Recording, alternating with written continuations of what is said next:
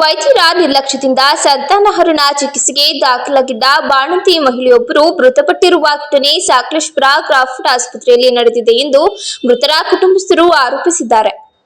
ಜನವರಿ 20ರ ಶನಿವಾರದಂದು ಕ್ರಾಫರ್ಡ್ ಸಾರ್ವಜನಿಕ ಆಸ್ಪತ್ರೆಯಲ್ಲಿ ಏರ್ಪಡಿಸಿದ್ದ ಉದರದಾರ್ಶಕ ಶಸ್ತ್ರಚಿಕಿತ್ಸೆ ಸಲುವಾಗಿ ಶಿಬಿರಕ್ಕೆ ದಾಖಲಾಗಿದ್ದ ಸಕಲೇಶಪುರ ತಾಲೂಕಿನ ಬೆಳಗೋಡು ಹೋಬಳಿಯ ಬಾಣಪೇಟೆ ಗ್ರಾಮ ಪಂಚಾಯಿತಿ ವ್ಯಾಪ್ತಿಯ ಜೆಪಿ ನಗರದ ನಿವಾಸಿ ನೇತ್ರಾವತಿ ಹರೀಶ್ ಎಂಬುವರನ್ನ ಬೆಳಿಗ್ಗೆ 7:30ರ ಸಮಯಕ್ಕೆ ಅವರ ಪತಿ ಹರೀಶ್ ಅವರು ಸಕಲೇಶಪುರ ಕ್ರಾಫರ್ಡ್ ಆಸ್ಪತ್ರೆಗೆ ಕರೆದುಕೊಂಡು ಹೋಗಿದ್ದು ನಂತರ ದಾಖಲು ಮಾಡಿದ್ದಾರೆ.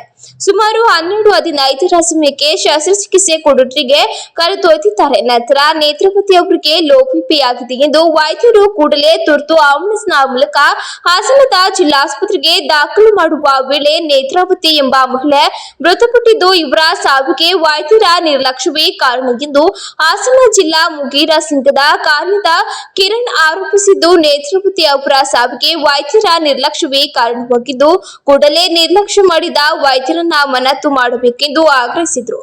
ಈ ಸಂದರ್ಭದಲ್ಲಿ ಮುಗೀರ ಸಂಘದ ಹಾಸನ ಜಿಲ್ಲಾ ಉಪಾಧ್ಯಕ್ಷರಾದ ಅಣ್ಣುಮೇಸ್ತ್ರಿ ಮಾತನಾಡಿ, ಸಂತಾನಹರಣ ಶಸ್ತ್ರಚಿಕಿತ್ಸೆಯ ಸಂದರ್ಭದಲ್ಲಿ ಇದುವರೆಗೂ ಯಾವ ಮಹಿಳೆಯೂ ಕೂಡ ಇದುವರೆಗೆ ಮೃತಪಟ್ಟಿರುವ ನಿದರ್ಶನಗಳು ಇಲ್ಲ. ಆದರೆ ನೇತ್ರಾವತಿ ಅವರು ಮೃತಪಟ್ಟಿರುವ ಹಿಂದೆ ವೈದ್ಯರ ನಿರ್ಲಕ್ಷ್ಯ ಎದ್ದು ಕಾಣುತ್ತಿದ್ದು, ಕೂಡಲೇ ಸರ್ಕಾರದಿಂದ ದೊರಕುವ ಪರಿಹಾರವನ್ನ ನೀಡಬೇಕು ಹಾಗೂ ನೇತ್ರಾವತಿ ಸಾವಿಗೆ ಕಾರಣವಾದ ವೈದ್ಯರನ್ನ ಸೇವೆಯಿಂದ ವಜಾ ಮಾಡಬೇಕು ಎಂದು ಆರೋಪಿಸಿದರು.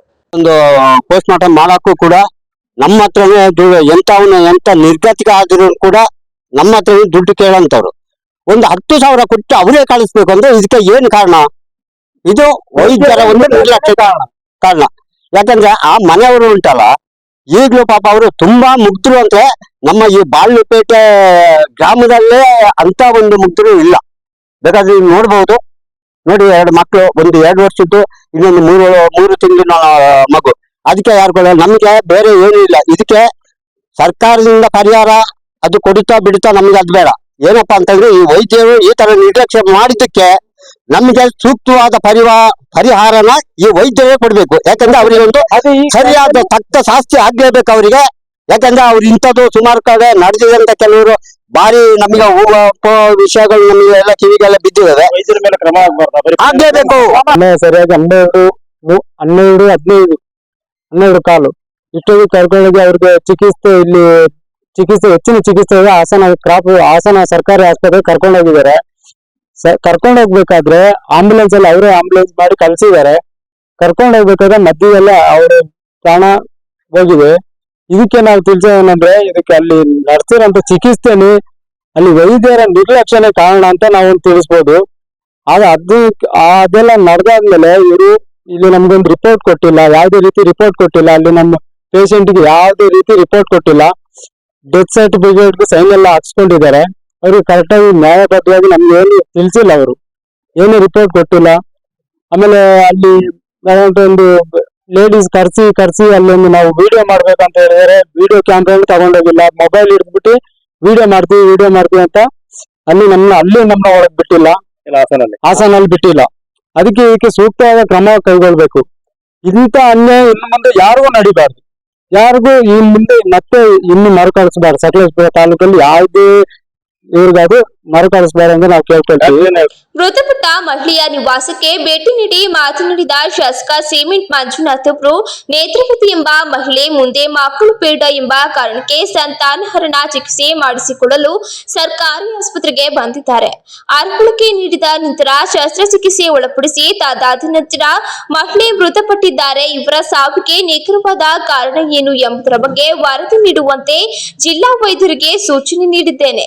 ವರದಿಯಲ್ಲಿ ವೈದ್ಯರ ನಿರ್ಲಕ್ಷ್ಯವೇ ಮಹಿಳೆಯ ಸಾವಿಗೆ ಕಾರಣ ಎಂದು ತಿಳಿದು ಬಂದರೆ ಅಂತಹ ವೈದ್ಯರ ವಿರುದ್ಧ ಕ್ರಮ ಜರುಗಿಸಲಾಗುತ್ತದೆ ಎಂದು ತಿಳಿಸಿದ ಅವರು, ಸರ್ಕಾರಿ ಆಸ್ಪತ್ರೆಗೆ ಚಿಕಿತ್ಸೆಗೆ ಬರುವವರು ಕಡು ಬಡವರಾಗಿರುತ್ತಾರೆ. ವೈದ್ಯರೇ ನಮ್ಮ ದೇವರು ಎಂಬ ಭಾವನೆಯಿಂದ ಚಿಕಿತ್ಸೆಗೆ ಬರುತ್ತಾರೆ. ವೈದ್ಯರೊಬ್ಬರ ಭಾವನೆಯನ್ನ ಹುಸಿ ಮಾಡಬಾರದು ಎಂದು ಹೇಳಿದರು. ನಂತರ ಈ ರೀತಿಯ ಘಟನೆಗಳು ಸಂಭವಿಸಿದ ಸಂದರ್ಭದಲ್ಲಿ ಸರ್ಕಾರದ ವತಿಯಿಂದ 4 ಲಕ್ಷ ಪರಿಹಾರ ನೀಡುವ ನಿಯಮವಿದ್ದು, ಮೃತಪಟ್ಟ ಸಂದರ್ಭದಲ್ಲಿ ಅಂತ್ಯ ಸಂಸ್ಕಾರಕ್ಕೆ 50,000 ಕೊಡುವುದಾಗಿ, ನಂತರ ವರದಿ ಕಳಿಸಿದ ಮೇಲೆ 3.5 ಲಕ್ಷ ನೀಡುವುದಾಗಿ ಎಂದು ಜಿಲ್ಲಾ ವೈದ್ಯಾಧಿಕಾರಿ ಅನಿಲ್ ತಿಳಿಸಿದರು. ನಿನ್ನೆ ಸರ್ಕಾರಿ ಆಸ್ಪತ್ರೆ ಸಕಲೇಶ್ಪುರದಲ್ಲಿ ಕ್ರಾಫರ್ಡ್ ಆಸ್ಪತ್ರೆಯಲ್ಲಿ ಆಪರೇಷನ್ ಮಾಡ್ತಕ್ಕಂಥ ಸಂದರ್ಭದಲ್ಲಿ, ಅಂದ್ರೆ ಮಕ್ಕಳಾಗಬಾರ್ದು ಅಂತಕ್ಕಂಥ ಆಪರೇಷನ್ ಸಂತಾನ ಹರಣ ಚಿಕಿತ್ಸೆಯನ್ನು ಮಾಡ್ತಕ್ಕಂಥ ಸಂದರ್ಭದಲ್ಲಿ ಅನಸ್ತೇಶಿಯಾ ಇಂಜೆಕ್ಷನ್ ಕೊಟ್ಟಂತ ಸಂದರ್ಭದಲ್ಲಿ ಹೆಣ್ಮಗಳು ನೇತ್ರಾವತಿ ಅಂತಕ್ಕಂಥವ್ರು, ಹರೀಶ್ ಅಂತಕ್ಕಂಥವ್ರ ಪತ್ನಿ ತೀರೋಗಿರ್ತಾರೆ. ಈ ನಿಟ್ಟಿನಲ್ಲಿ ನಿನ್ನೆ ಇಲ್ಲಿ ಅವರಿಗೆ ತುಂಬಾ ಸೀರಿಯಸ್ ಆದಂತ ಸಂದರ್ಭದಲ್ಲಿ ಇಮಿಡಿಯೇಟ್ ಆಗಿ ಆಂಬುಲೆನ್ಸ್ ಅಲ್ಲಿ ಹಾಕಿ ಹಾಸನಕ್ಕೆ ಕಳಿಸ್ತಕ್ಕಂಥ ಕೆಲಸ ಆಗಿರುತ್ತೆ. ಅಲ್ಲಿ ದಾರಿ ಮಧ್ಯದಲ್ಲೇ ಆಲ್ಮೋಸ್ಟ್ ಒಂದು 75% ಜೀವ ಹೋಗಿರುತ್ತೆ. ಅಲ್ಲಿ ಹೋದ ತಕ್ಷಣ ಅವ್ರು ತೀರೋಗಿರ್ತಾರೆ. ಈ ನಿಟ್ಟಿನಲ್ಲಿ ಎಲ್ಲ ಗ್ರಾಮಸ್ಥರು ಹಾಗೂ ನಮ್ಮೆಲ್ಲ ಈ ಭಾಗದ ಮುಖಂಡರುಗಳು ವೈದ್ಯರ ಬೇಜವಾಬ್ದಾರಿಯಿಂದ ಆಗಿದೆ ಅಂತಕ್ಕಂಥ ಇದರಿಂದ ಇಷ್ಟ ತನಕ ಶವನ ಇಟ್ಕೊಂಡು ಕೂತಿದ್ರು. ನಾನು ಬಂದು ಈಗ DHO, ನಮ್ಮ THO ಆಗ್ಲೇ ಸರ್ಜನ್ ಲೋಕೇಶ್ ಅವರು ಎಲ್ಲರೂ ಕೂಡ ಇಲ್ಲಿ ಬಂದಿದ್ವಿ. ಬಂದು ಮಾತುಕತೆ ಮುಖಾಂತರ ಪರಿಹಾರ ಮಾಡ್ತಕ್ಕಂಥ ಕೆಲಸವನ್ನ ನಾವು ಮಾಡಿದ್ದೀವಿ. ನಾನು ಸರ್ಕಾರಕ್ಕೆ ಒತ್ತಾಯ ಮಾಡೋದಿಷ್ಟೇ, ಸರ್ಕಾರಿ ಆಸ್ಪತ್ರೆಗೆ ಬಡವರಲ್ಲದೆ ಬೇರೆ ಯಾರು ಕೂಡ ಹೋಗಲ್ಲ.